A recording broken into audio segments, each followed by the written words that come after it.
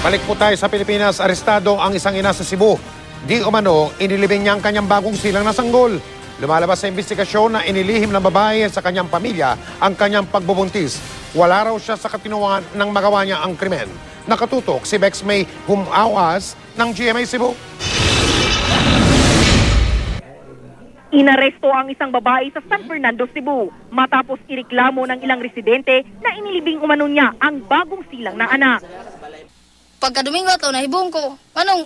Sabi ng isang saksi, nakita niya noong Biyernes ng hapon ang babae na kapitbahay niya na naghuhukay sa ilalim ng punong mangga. Pinaaalis pa daw ng babae ang kapatid ng saksi nang lumapit ito. Kahapon hinukay ng pulisya ang lugar kung saan umano nakita ng saksi na ibinaon ang bata.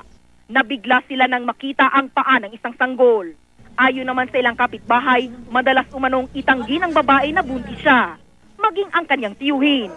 Hindi raw alam na nabuntis pala ang pamangkin, bagamat halata raw na malaki na ang tiyan nito. Tinood to? Nang makausap ng GMA News ang babae, inamin niyang nanganak siya nitong Biyernes ng umaga at nilibing niya ang sanggol nung hapon.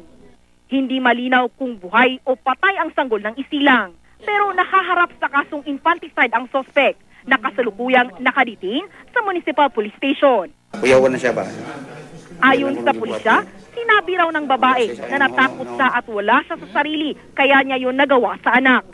Ayon naman kay Tata Hernani, isang psychologist, posible daw na nakaranas ng postpartum depression ang babae. Stressful daw kasi ang mga anak at pangkaraniwan ang hormonal imbalance sa mga buntis na maaring makaapekto sa kanilang pag-iisip at emosyon. Kaya rekomendasyon ng psychologist ay patingin sa mga eksperto ang ina para malaman ang totoong kondisyon niya. Bex May Humawas, nakatutok 24 oras.